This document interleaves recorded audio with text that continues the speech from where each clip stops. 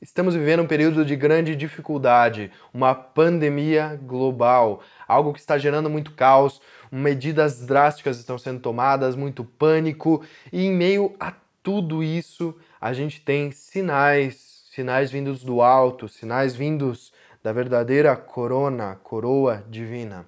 E é sobre isso que eu quero te falar hoje. É sobre coisas que vão mudar completamente a sua perspectiva sobre a situação, que vão confirmar algumas hipóteses que a gente vem tendo. E sim, se você me acompanhar nesse vídeo até o final, eu tenho certeza absoluta que você vai ter uma percepção muito mais apurada sobre a situação que estamos vivendo hoje.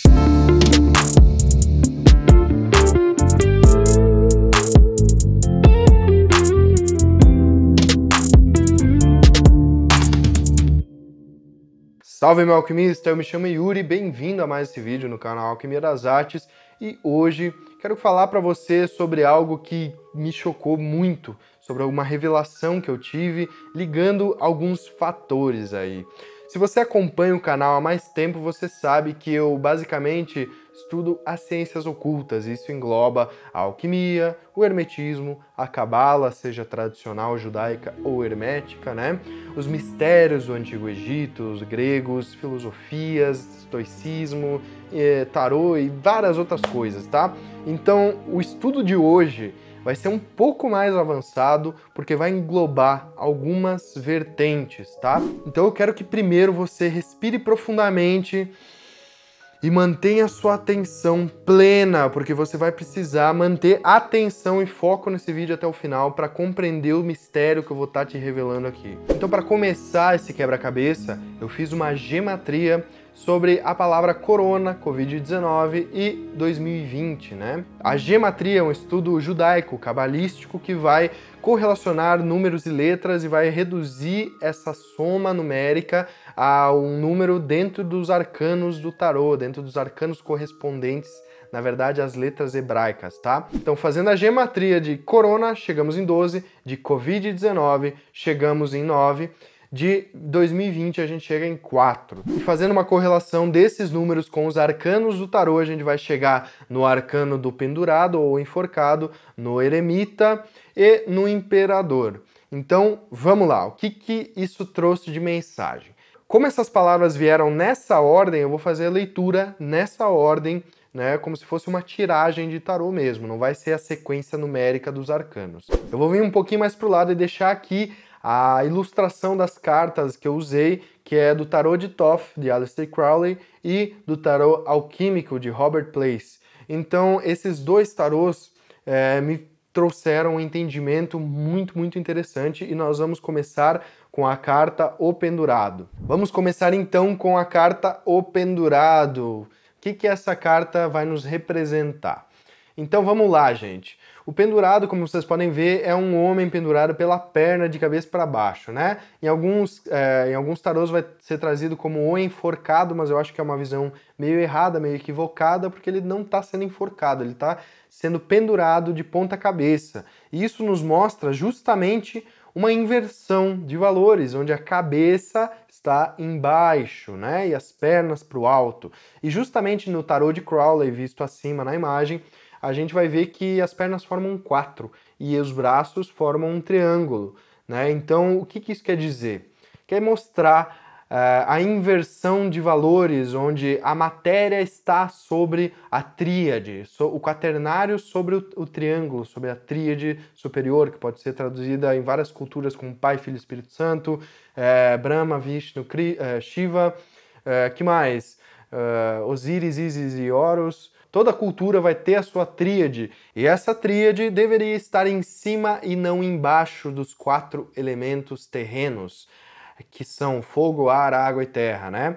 Então, esse é o primeiro aspecto, essa inversão do quaternário e da tríade.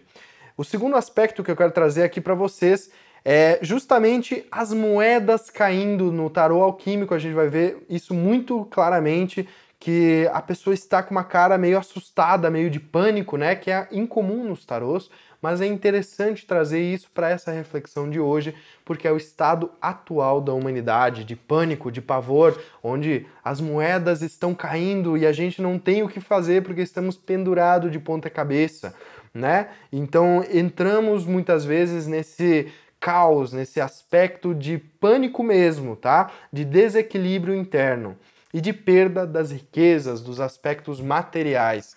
Então essa é uma interpretação mais do âmbito físico, do âmbito material que a gente vai ter, que a gente já está vendo, né? Que certamente vai ser retratado por essa crise econômica que está por vir. Outro aspecto que eu quero trazer dessa carta é justamente a serpente que segura o pé. Por que tem uma serpente lá no alto da figura, né, mais perto do divino, segurando pelo pé? Essa é uma serpente que no tarô alquímico vai estar pregada, né? E no tarô de Crowley vai estar segurando o pé sobre a cruz de Ankh, que é justamente uma representação do divino, né? Uma representação da chave divina que vai abrir os portais da emanação da luz. Então, essa serpente, ela representa justamente essa sabedoria. Então, é a sabedoria prendendo, deixando impotente por causa dessa desvirtude, desse desequilíbrio, inversão de polos, né? E essa serpente vai ser justamente a sabedoria. E essa serpente é justamente a sabedoria, o mistério, segurando de ponta cabeça esse nosso protagonista aí, né? Esse nosso homem. E ele está impotente, mas a serpente o segura no divino. É o único aspecto que ainda segura ele no divino, porque ele está internamente de ponta cabeça. E essa é uma carta que, num geral, está relacionada com sacrifício, mas não na visão errônea de que sacrifício é se martirizar, é se pôr de vítima, é você dar tudo e não receber nada, muitas vezes, né? Mas sim de sacro ofício, um ofício sacro, né?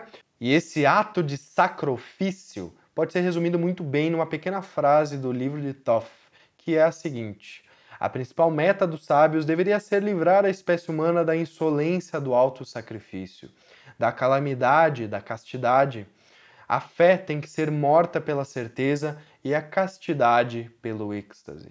Então reflita sobre essa frase e encontrará a verdade. Então é justamente um ato sagrado de impotência, de se sacrificar, mas sabendo de que essa é uma paralisia momentânea, ligando isso ao sacrifício divino, que é retratado muitas vezes em várias culturas pelo sacrifício na cruz, né? Essa é uma representação da morte do material para renascer algo mais elevado, algo mais divino. Então a gente vai ter justamente esse tipo de sacrifício na carta do pendurado.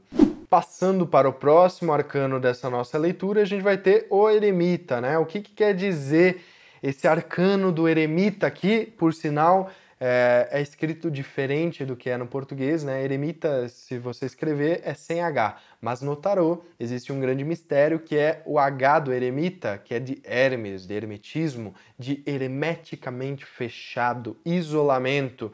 E essa é a ideia principal do eremita. É aquele que se isola, que sai do seu castelo, que sai do seu reino em busca de algo, em busca da sabedoria, né? Então, trazendo da postura do pendurado que está impotente diante da sabedoria, né? A gente vai ter o eremita, que já é aquele velho sábio, maduro, né? A pessoa madura que vai atrás do saber, que não fica fugindo dos problemas, que não fica se distraindo, que não fica morrendo de tédio na quarentena, né? Sem nada o que fazer, perdendo tempo assistindo várias coisas fúteis na TV e alienações, né? E tudo mais, mas é aquele que busca os passos de anima mundi. Então, essa é a ideia primordial que eu quero trazer aqui para vocês. Anima mundi. Na alquimia, anima mundi era a alma do mundo, tá? Então, essa alma do mundo é representada pelas pegadas que a gente vai ver na carta do tarô alquímico, né? O eremita está sendo guiado por uma pequena luz, uma pequena lamparina. O céu está mais escuro, ele tem um corvo em seu ombro, um cajado em sua mão e ele segue essas pegadas. O que isso quer dizer? O cajado normalmente é o domínio dos 7 chakras, dos 7 planetas, dos 7 aspectos do ser, tá? Ele está sendo guiado pela sua própria luz, né? E o eremita, ele vai ser a representação da letra Yod. No hebraico, Yod é a mão, e no tarô de Aleister Crowley a gente vai ver justamente a mão como a figura central da carta, está segurando a lâmpada solar, a lâmpada da vontade, da sabedoria, tá? E é essa lâmpada que ilumina a trilha, esse é o simbolismo da lâmpada, tá bom? E no ombro ali do alquimista a gente vai ter um corvo, que é justamente a primeira fase da obra, Putrefatio. É a fase onde o velho precisa morrer para nascer o novo, onde aquilo que precisa ser eliminado deve ser eliminado. E olha que interessante isso, abandonar a nossa zona de conforto, abandonar aquilo que a gente tinha como status quo padrão, os nossos hábitos antigos e começar a agir de uma forma nova. Adotar uma postura de buscador da verdade, que é o que eu sempre falo aqui no canal para quem me acompanha, né? Somos todos buscadores da verdade e utilizamos das sabedorias, do autoconhecimento, da alquimia, de várias ferramentas para essa busca, né? Para ficar mais fácil essa busca. E olhemos também que a serpente que na carta anterior estava pendurando a pessoa pelo pé, agora está do lado, né, de sua cabeça, formando a figura do Ouroboros, onde a serpente engole a própria cauda, onde ela começa a comer o velho para renascer o novo, para abrir espaço para esse círculo infinito, né? Esse círculo de cocriação, de manifestação, essa rota da alma infinita. E eu quero falar um pouco sobre Anima Mundi, que dentro do tarô de Crowley é representado pelo ovo órfico, né? O ovo enroscado na serpente. Vou voltar aqui porque agora eu quero que você preste muita atenção, porque esse é o fator chave da nossa aula. Anima Mundi. Para os alquimistas, Anima Mundi era a representação da centelha divina na matéria, a própria alma do mundo. O Mercúrio filosófico, que é o fogo espiritual, que leva consigo toda a alma da natureza e da quintessência humana. E existe uma passagem de Giordano Bruno, grande alquimista, que diz o seguinte: a alma do mundo ilumina o universo e dirige a natureza na produção da sua espécie da maneira certa. Então olha que interessante isso. A alma do mundo vai nos direcionando, essas pegadas de Animas Mundi vão direcionando o verdadeiro eremita, o verdadeiro alquimista que vai em busca da sua obra para cocriar com ele justamente essa maestria interior, esse aperfeiçoamento da sua própria espécie. E trazendo esse nosso estudo para as vertentes científicas da psicologia, a gente vai ter o grande Carl Jung, que foi um precursor aí que redescobriu grandes coisas da alquimia e trouxe essa linguagem simbólica para o âmbito do desenvolvimento interno, para o âmbito de a gente se redescobrir enquanto seres humanos, e ele nos traz uma visão muito interessante sobre a transformação interior, sobre a luz divina. Para Jung existiam duas formas de luz espiritual. Existia a Lumen Dei, que é uma luz vinda do mundo espiritual, de um Deus transcendente, e existia a Lumen Naturae, que era justamente a luz oculta na matéria, as forças da natureza. Então, dessas duas luzes, a primeira, a luz divina, pode ser experimentada através de revelações e práticas espirituais que nos trazem para o nosso verdadeiro eu transcendente. E a segunda, a luz da natureza, ela precisa ser liberada pela alquimia interior, pela lapidação da nossa pedra, para que a nossa criatividade possa ser exercida no mundo. Então esse arcano do eremita, ele vai nos trazer justamente que a alquimia interior, seguida pelos passos de Anima Mundi, É justamente o processo que vai nos reintegrar com esse todo. É a chave que vai nos ajudar a libertar essa nossa luz natural além da luz divina e aí sim poder mudar o rumo da humanidade, o rumo do mundo. Então é um trabalho individual em prol do coletivo. É individualmente nos retirarmos, nos isolarmos para seguir os passos de Anima Mundi, do espírito da Mãe Terra, da natureza, e aí sim encontrarmos a verdadeira essência do alquimista, do hermetista, do cabalista, né? Seja lá como você quiser chamar. E essa é uma percepção de que a nossa luz natural faz parte da luz de Anima Mundi. E assim como nós, seres humanos, enquanto indivíduos, estamos passando cada um por um processo de autoconhecimento, de elevação, de desenvolvimento, Anima Mundi, a alma do mundo, também está. E é nosso papel enquanto microcosmos, enquanto partes dessa centelha divina, nós alinharmos esses aspectos da alma da nossa própria natureza com os aspectos da luz divina, para aí sim descobrir, desvendar os mistérios dessa cocriação. Cocriar significa criar em conjunto. É você conseguir unir a sua caminhada, a sua vontade, o seu próprio manifestar aqui na Terra com o manifestar dessa Anima Mundi, com o que a Terra precisa.